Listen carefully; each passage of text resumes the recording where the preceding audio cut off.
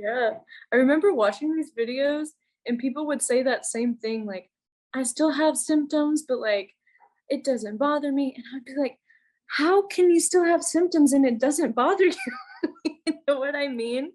Um, but as you go through the journey, I guess like my symptoms before I joined the program were way more intense. As you start getting comfortable with responding to your anxiety, responding to your symptoms, intrusive thoughts, whatever, they die down over time. So, like when I say I have symptoms every day, I really do, but they're like low to moderate symptoms. And when they're low to moderate, they're easier to respond to, you know? But Right. there's things I still have high symptoms too, but they're fleeting and last less than an hour, honestly. Awesome. Hello, everyone. Welcome to Shaan's YouTube channel. It's Kaylee here again, and I have with me a very special guest. I have Maya. it's Maya, someone very special, someone that I always say this, but like I always remember people's first calls. I don't know what it is. Like, well, I know what it is, but I always remember like my welcome address, or when people first come on, they have a certain kind of like energy, or like, it's a new program.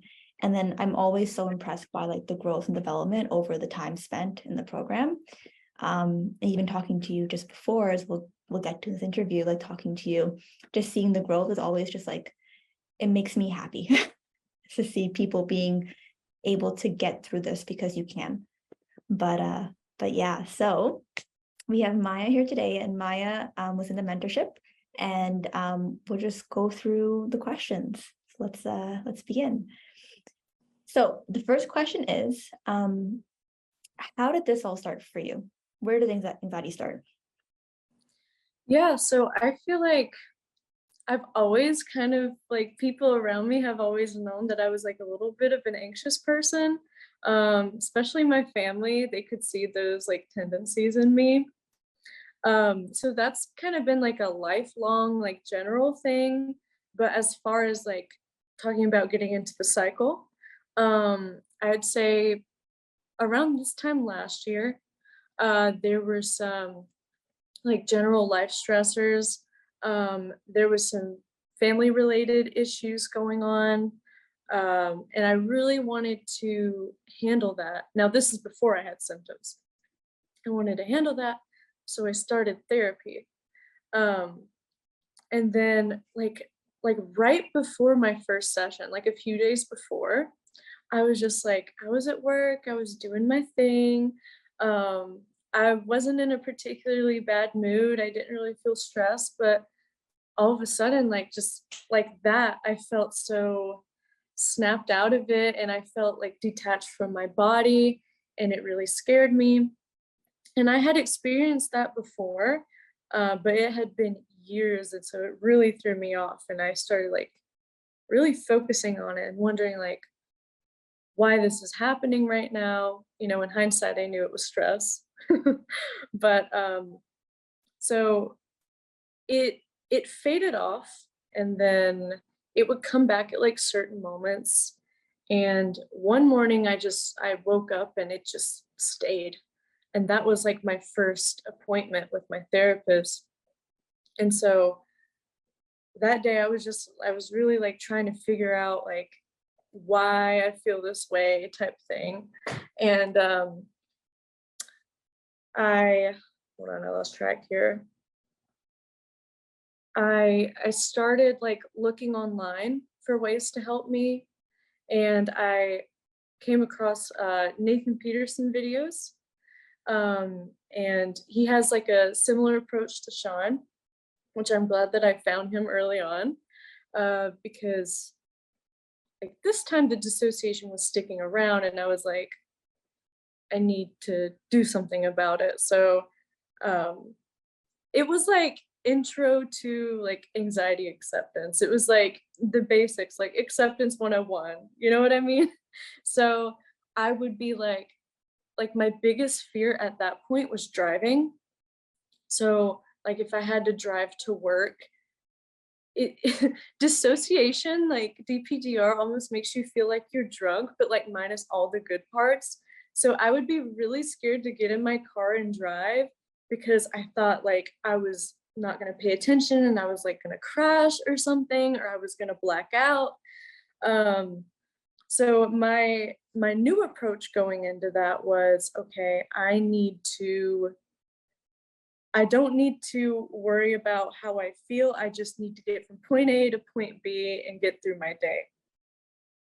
Um, and I started doing that, and I think I went like a few weeks without really feeling anything, no symptoms at all. And then I took an edible and I had an 6 to 8 hour long panic attack that sent me into a horrible spiral.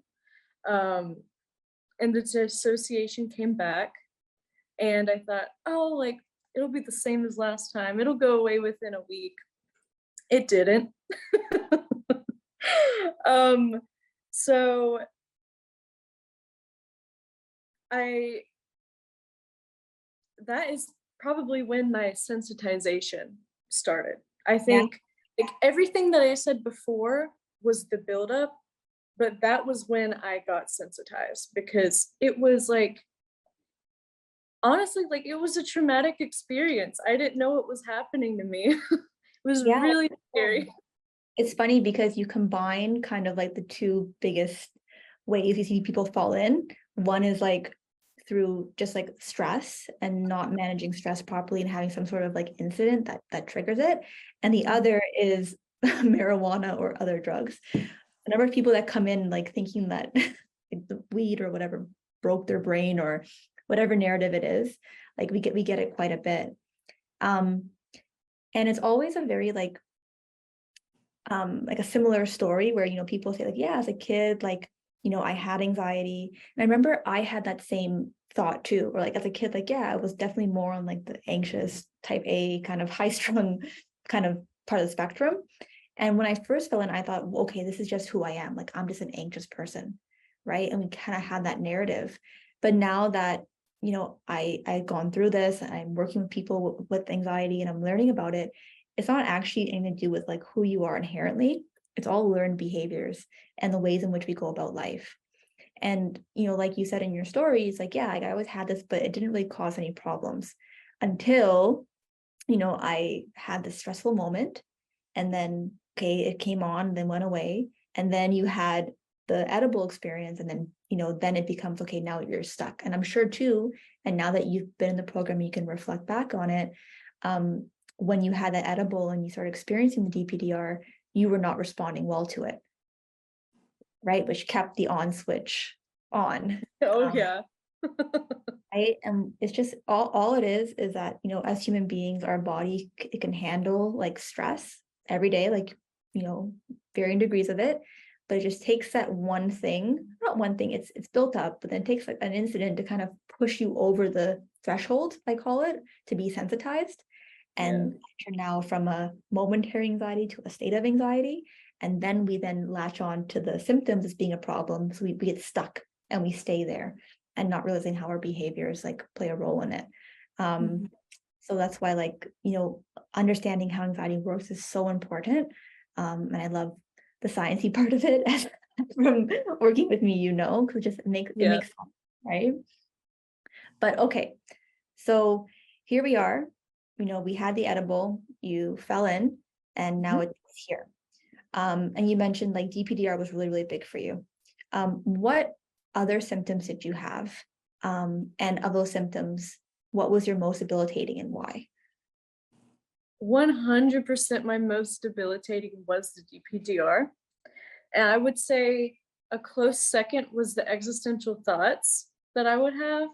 But it's funny because the DPDR would feed the existential thoughts, and then the existential thoughts would feed the DPDR, and it would just keep going around, just keep going around. um, Other than that, though, I had a lot of social anxiety too. A lot of the thoughts that I have was like also like I feel like I'm gonna faint type thing, which I've heard that's pretty common too. Um, Generally overthinking, like overthinking what I'm feeling, like trying to think my way out of what I'm experiencing, like thinking my way out of my symptoms, which is so backwards looking back at it. um, and definitely intrusive thoughts too. Yeah, and I wouldn't say it's backwards because literally everyone, and myself included, right, who ends up in the situation of being sensitized, um, that's the bad habit. And it's funny because the answer is so counterintuitive to um what we're taught. Like, okay, we have a problem, we fix it. How do we fix Mhm. it? Well, we think our way through it, right? But for anxiety, it's caused by overthinking and thinking too much. But two, it's like we literally have, I always say like our body is fighting against us. Like when we're sensitized and we're in fight or flight mode, our body literally makes us overthink, be pessimistic, scan for danger. So it's like we're also fighting against our biology in that moment because we're in this state. So we have two Mhm. things fighting against us. And it's just like we said, like that circle, you get stuck thinking you're fixing it, and it's hard to come out, right? Mhm. And we'll get to that because we always talk about it, and we've had a conversation before, right, around like this idea of acceptance. It's like, yes, it's very easy in the word, like, okay, I have to accept it. It sounds easy, but it's probably one of the most hardest things you have to go through. At least I Yeah, know. because like the word acceptance is so vague and it could be interpreted as like so many different things. And you can like, I even went through a phase where like before I joined the mentorship, like because I did some recovery on my own and then I joined. But the reason I did join is because I went through a phase with my acceptance where I would be using it as a way to like try and get out of my symptoms, like trying to run away from it, and using that as a crutch. It's a lot more complicated than we think, but it's Mhm. also very easy to overcomplicate when we're anxious as well too. But Yeah. we'll get to that. So before doing the mentorship, what were some things you did to try to fix this? Um, so I used to do journaling every day, like every day. And then I would do breathing exercises every single day too. Did that help me? I don't really think so. Obviously, because I'm here now. I did meditation.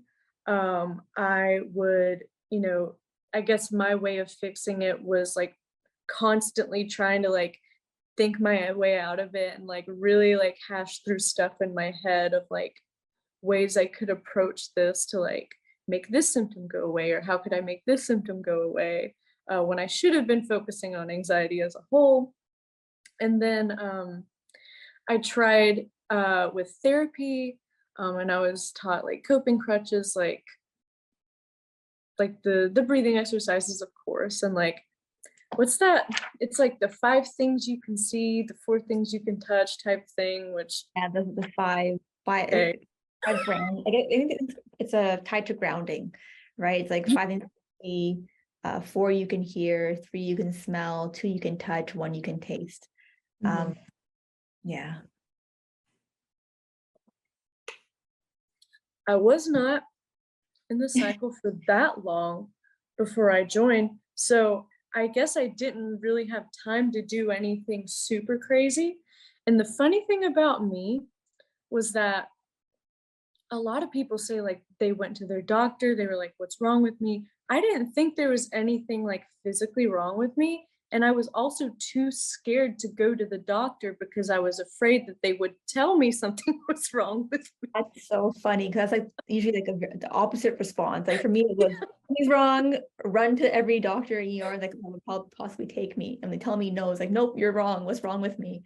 So Yeah, because I was convinced in the thick of it, I was really convinced that I was developing schizophrenia. That was a big thing for me. and I thought that I was gonna go into psychosis. That's what I thought was happening. So I was just freaking myself out with that, and I was afraid to go to the doctor because they would tell me like, You "You confirm have this." You know, your I have to deal with it. and it's funny because like that's how you reacted to that. Whereas for me, it was like, I just want someone to diagnose me so I can stop trying to figure this out. Like, tell me that I'm Mhm. crazy so I know that I'm not going crazy. Or that I know Yeah. that I'm crazy and that I can stop thinking I'm like unsure of it. But I wasn't, which is funny. I had a follow-up question though, just so you can clarify for the viewers. How long did you have, or were you sensitized before you joined the program? I think it was 5 months? Okay. Mm, age- Oh wait, no, that's a lie. It was 8 months. That's Oh, it would probably more like 9.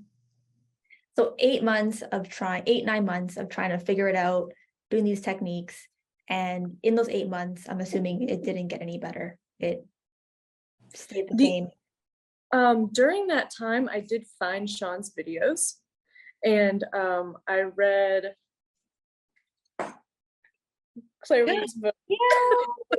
And the same cover of the book too. Literally changed my life. And um, just for the viewers, everyone, I know like on my video, the question always is, what book is that? So the book is called Hope and Help for Your Nerves, um, by Claire Weeks. So Great read if you're thinking about starting your journey, because that is really what like that's what like propelled me forward and gave me like the little bit of confidence that I needed to like, okay, some things are getting better. Maybe I can do this. Like maybe I can get through it. when did you Um, find that book? Like when did you read that? At what point in your journey? so I fell in the cycle in like in May of last year, and then I found this book like late August, early September. So like 4 or 5 months of pretty much suffering every day until I found this book and Shaan's channel, of course, and really helped me like give me the confidence to like move forward with the journey. No, that's amazing. Because I was gonna say 8 months, but it sounds like when as you're explaining like the 8 months, it's like, yeah, but you weren't struggling the whole 8 months because you did have the support from the book and from the channel. And I remember too, like I struggled by myself for like 5, 6 months, and then I found the book, and it was like a weight off my shoulders. And Shaan wasn't making videos at the time, so I would go on YouTube. It was all just like kind of crazy remedies, and I'm like, I'm getting off YouTube. And that's where I kind of went. Okay, so um how are you doing right now? Right? So you've been in the So program, you've been here for 3 months, mhm. and from joining the program, from reading the book, from Shaan's videos and content, how's it going right now? I can honestly say that I feel like now I'm able to do more than I was even before I was in the cycle. Like all of these things I have listed out are things that I didn't really have the courage to do even before the cycle, the symptoms, everything. So I started driving on the interstate. um, I'm really working on my career. Um, I want to be a makeup artist, so like I just started doing like freelance stuff, and it's all really exciting. So trying to be a little entrepreneurial there. I started going to the gym regularly, um, which I was able to do before, but not with the right mindset. I feel like now I understand like discipline and motivation and stuff like that, and it's really helped me be consistent with that side project, and just generally meeting more people and like being a lot more social, which was a struggle for me even before the program because of like social anxiety, stuff like that. No, that's amazing. And so I always see it's like the byproduct of anxiety recovery. It's like we learn how to and respond and recover from our anxiety, but those principles and those teachings then apply to everything else in our life. Like I'm still using my recovery principles every single day. Oh yeah, And same. it's so amazing, right? And also it lends itself to self-development, because once you realize, oh my God, like look at what I was doing before, look at how I could improve, look at the power I have, and that I'm not this victim to my mind and how I feel. It's just thoughts, Mhm. just feelings, right? Oh, I'm able to do so much more. Um, it's amazing. And like for you, like you asked such good questions in the program, you picked it up, right? And you're seeing that. So it's amazing. Um, so tell us about the program. What was your experience in the program? so my experience in the program was really great. I think a lot of your success in the program comes from you. So I was really consistent. I made sure that because I only did the 3 month, right? I made sure that I was logging in every day. I made sure that I was joining those calls once or twice a week. um, and even on days where like I'm at work or I'm busy or something, I at least like go in the community forums and like check in on people and like write a comment or like write a post or something. Um, what I really enjoyed about it was that it was community based. So everyone around you was going through the same thing as you or very similar situations with very similar symptoms. And it was all just very like, you're not alone in this type thing. And even, the mentors, they had gone through it themselves too. The mentors are people who have had anxiety and also recovered from it. So when you're getting coached by someone, like they know exactly where you stand right now, pretty much, because they experienced it themselves, which is not something you get in like regular talk therapy. Um, really loved the group calls. I liked building relationships with the other members. Some of them I still keep in contact with to this day. And sometimes like during the calls, like it wasn't all like serious all the time. Like sometimes we'd just be having some lighthearted fun, like we'd be making jokes and just being silly, but still sticking on like recovery. Yeah, no, I think that I always say like I didn't have that when I went through my journey, right? I had Claire Week's book and a therapist eventually who, luckily enough, I had to search and search and search and find someone who had gone through anxiety themselves, because that's key, as you pointed out. Like, 'cause everyone has anxiety, anxiety. And as we always talk about, it's like, okay, yes, there's anxiety, which is like situational or comes on at certain moments. But then there's what we have, which is we say anxiety, but it's different. Like Yeah. being sensitized, it's a physiological change in your body in that for a time period, right? Until your body gets back to baseline, which is a lot different than just having anxiety situationally, right? So to actually have gone through this process of being sensitized, having to recover and then come out of it, that's a very, I would say a unique experience in the sense that it's not as like well experienced or well known, but more and more you see in the program that many people go through it, right? But it's not very talked about. And that's why it threw me for a loop, especially. But I always say like having like me not having a community, I think slowed me down so much in my own journey, because I always had the anxiety in the back of my mind saying you're unique, you're alone. And I really had to like have blind faith, right? Like faith is important in general in the recovery journey, but like having a community to really helps with that faith than just like having to trust yourself in a way, right? So it's important, and I'm glad that you found benefit from that. Um, And yeah, and just the knowledge and the learning and being able to pick that up and then apply it, right? Not only to your anxiety, which you're doing a lot better with, but just to life and being able to do Mhm. things beyond what you thought you were able to do. So it's really awesome. So my last question for you then is, let's say you were the Maya um, last May who was searching on YouTube for videos. What would you tell that person?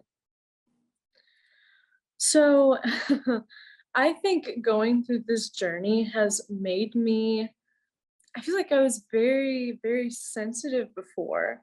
And I feel like this journey has kind of toughened me up a little bit. So I think I would definitely give my old self some tough love. And I would say, first of all, I need to stop pitying myself so much. And that comes from a place of love because I can see now how like pitying myself and like wanting things and everything to like work around my anxiety really slowed me down from recovering. Um, I would also tell myself to focus what's more important, which is living. And by living, I mean just like going out and having experiences.